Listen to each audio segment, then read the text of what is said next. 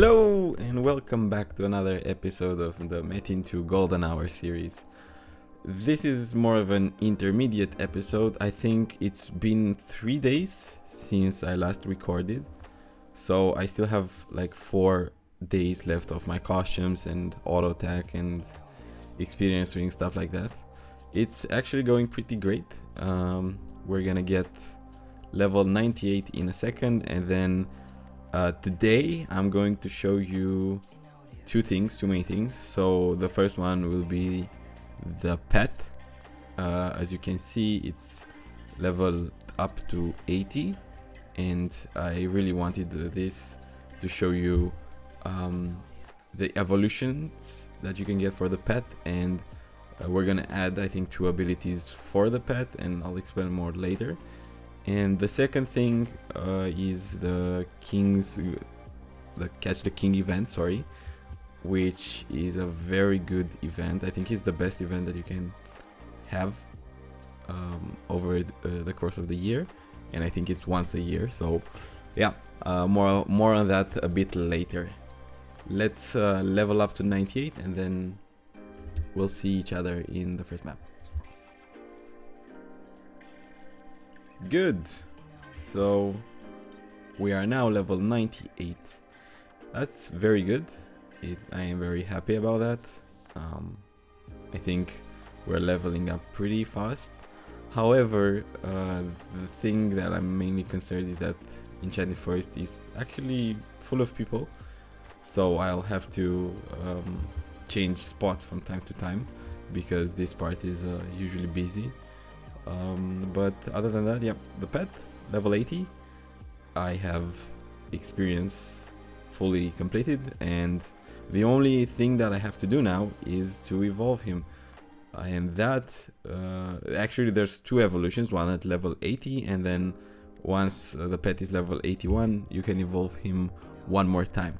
So that's what we're gonna do today. I already bought the items because my item glass thing that I used to search items on the market almost expired, so I really wanted to have all the items off screen in case I didn't make it. I didn't have time to record before the trading glass actually expired, so I bought everything, and I'm gonna show you what happens next. Alright, now that we're in the first map, I'm gonna show you the stages of the pet that you can evolve into. Right now I have a wild pet. If you remember a few episodes ago, we evolved it to when it was level 40 into level 41, and I had to put some items. Now the pet is level 80 and it has full XP, so I am able to evolve it to Valiant and also Heroic. The things that I have to do is basically just have these items on the 3rd and 4th rows, and I will be able to do it. I think I have all the requirements, and I think I have all the items, so I will be able to do it. I just need to make a bit of cleaning here, but other than that, I think we're ready to go. So the pet is level 80.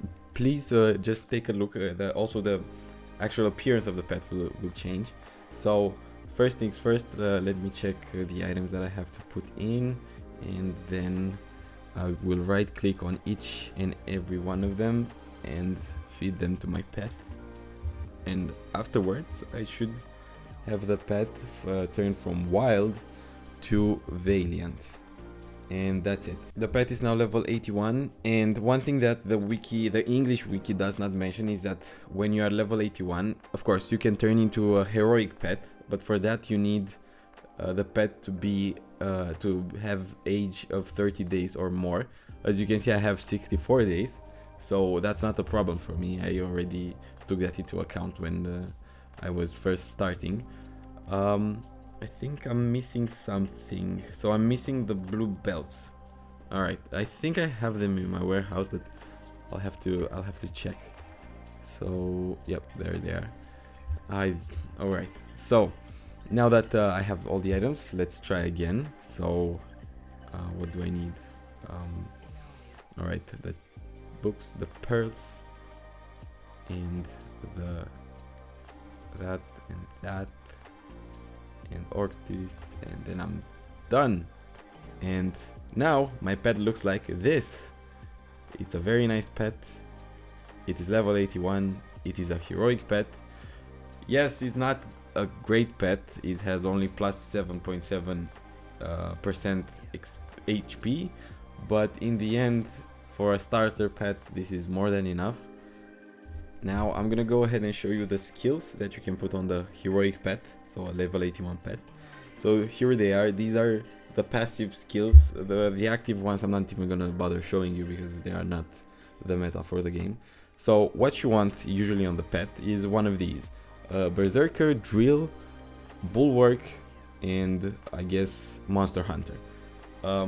Because I have like one available. The ones that I'm gonna buy and I know I can afford is the Berserker, which increases the attack value, and the Vampirism, because it's gonna be useful later. Now I'm gonna explain what you should aim for usually if you want a really good pet, actually character that has really good bonuses. So Berserker is very good for farming Metin stones and usually dealing damage. It's a bit of an increase and it's pretty good. Drill, this one is to actually get a few more points of percentage points of piercing hits, and this comes in handy if you have over 100% piercing hits, and it's very good. But again, this is maybe necessary late game or if you're a ninja farming the Hydra. Also, Bulwark is very good because its physical damage is getting blocked, and starting from level 100 or onwards, something like that, it is very good. Chance to block an attack means that the opponent, so the enemy, the mob, misses his attack. So very good, especially when bundled together with other items that have the same bonus. And lastly but not least, it's the Monster Hunter, which basically gives the Stronger Against Monsters bonus. These last two books, so the Monster Hunter and the Bulwark, are also incredibly expensive, so there are more than 5 to 10 ones each, so I don't have the budget for it yet. They are very good, they're very hard to get, but yeah, they are out of budget for now, but very good if you have the young. Drill is very cheap because, well, you might as well use it if you have a shaman with you and you can get 100% of piercing hits usually, or it's good. But for me, for a guy that does not have a buff and probably has like 20% piercing hits, that's not good. That's out of the question. Berserker, very cheap, used to be actually very expensive, but nowadays it's actually laughably cheap. And for me, it's gonna be Vampirism because it's very cheap, of course. It's mostly useless. I would not recommend you going and getting this, but I am going to buy it because there's a certain way I want to farm, and having some HP absorption extra is very good for me.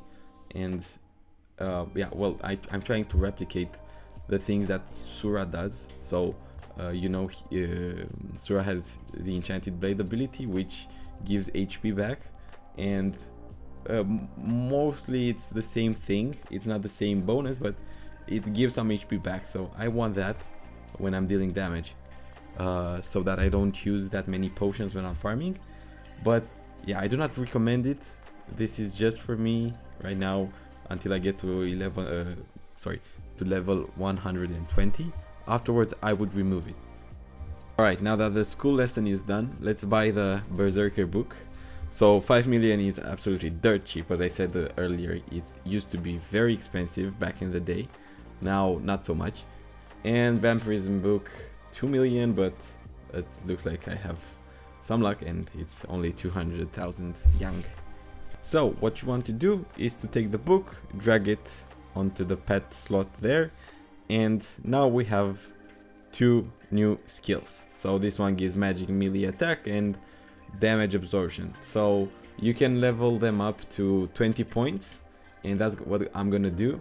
It costs 2 million yang each, So I will have to spend about 40 million, actually exactly 40 million, to level up one ability to 20 points. And the damage and the bonus increases per level. So as you can see, I had 7% magic melee attack, 7% more, which is a decent amount of bonus damage. And now I'll level the vampirism skill to 20 and see what I get. And it's 5% damage absorption. Pretty good, very good bonuses. These are permanent and they come along with my pet. Now I'm gonna start buying stuff for farming, and then I'll see you back with the Catch the King game. Okay, so while I search for my beloved tree guy, I am gonna tell you more about the Catch the King game. So this event is absolutely one of the best because the game is very accessible to anyone and you can get guaranteed rewards without doing much of anything. So you start dropping some cards that form a set when you get 25 cards. These cards drop from the mobs. You don't get them into your inventory.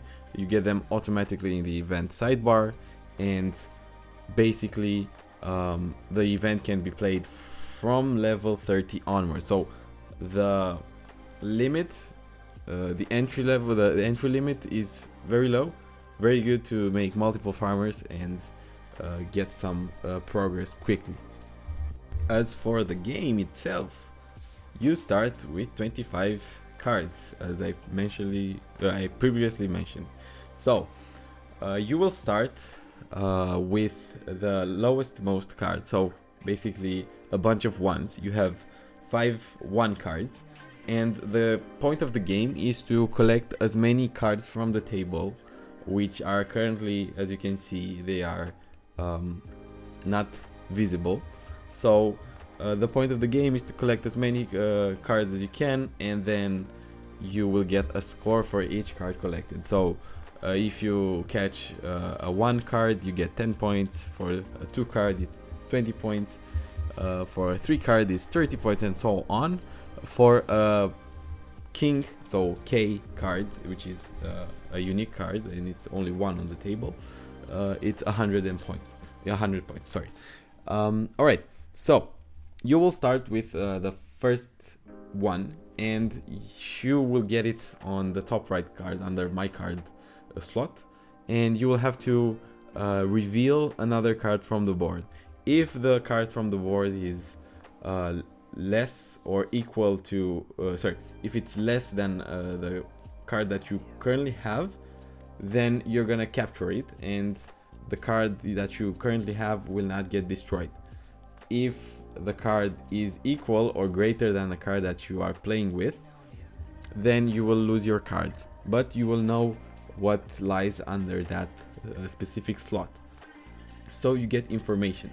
One more thing that it's a bit different is that you have 3 5 cards on the board, and you will have to the point of the game is to kind of know where these 5 cards are on the table. So you will know if you get some skulls whenever you reveal a card. So if you see some skulls when you reveal a card, as I'm gonna show you a bit later when I'm playing the game, you will see that there's a 5 card nearby. And well, I think I'm gonna show more. I recommend you pausing the video and reading this, but if not, I think it will make more sense for me to show you the actual gameplay, and hopefully you will understand more from that and how I play the game. Alright, so I haven't found my normal spot, so I'll have to stay here. It's fine. I'm gonna put on the screen the game and also an external website, which is a helper that helps me basically memorize where all of these cards are. So I'm gonna press on the Catch the King, and as you can see, I have 32 decks that I can play, king deck, right? And I can play up to 5 decks per game, but I'm gonna choose one, If you play 5, then you get 5 of that reward. So I'm gonna click on the 1 card, then I'm gonna reveal 1. I see that there's a 4, so I lose my card and I get automatically another one. Then I go right bottom, I get a 5, I lose the card. Then I get a 1, I lose the card as well. I get another 1, but I see some skulls, so there's a 5 nearby.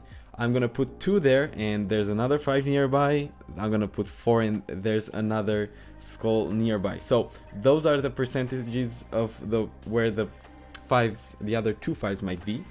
And now that I have a 3 card, I can conquer 2s. So I revealed 1 and then it worked. And yeah, I played a bit fast maybe, but I keep going around the spots where the 5s might be, and that's where I'm trying to put my cards and reveal them. You don't want to reveal the 5s directly because you lose a card guaranteed, because 1, 2, 3, and 4, those are cards that you will lose against a 5. So now that I'm trying to go around all of these 5s, because once you have the 5 card in your hand active, then you won't be able to get the cards that are around the 5s. So I can put a 1 there, and now I am going to go there, and I see the king. Now that I lost my 4 card, you can see some X's. So those are the spots where I'm not gonna be able to get the card, otherwise I'm gonna lose my 5 card. I'm trying to put all the slots that I still have there. I'm not gonna bother putting them on the website, and then I have a 5 and I can collect it. You cannot collect 5s that are near each other. And I get the king, and then I have a gold king chest. Very good. All right, maybe I'm a bit way too fast with it. I'm gonna try again. So I'm gonna start another game. I'm gonna put the 1, and I have another 4, no 5s around. I have a 3 with 5s around. I'm gonna put 1. It still says that I have some of these around. I put a 1, and there's no neighbors that are 5. Sorry. You saw the king. That's good, with no other 5s around. I put a 4, and now I have 2 red slots, so I'm gonna safely assume that there's a 5 there, and there's also another 5 somewhere. So I put the 3 there, and I know for sure that it's not the case. Very good. Now I know where all the 5s are, so it is time for me to go ahead and try to isolate the 5s. That's the whole point, to isolate the 5s and try to get as many points from them. And I hit a 4. Okay, so the other cards are X'd out. I will not be able to collect them, otherwise I lose the 5, and I want the 5 to be able to get 50 points.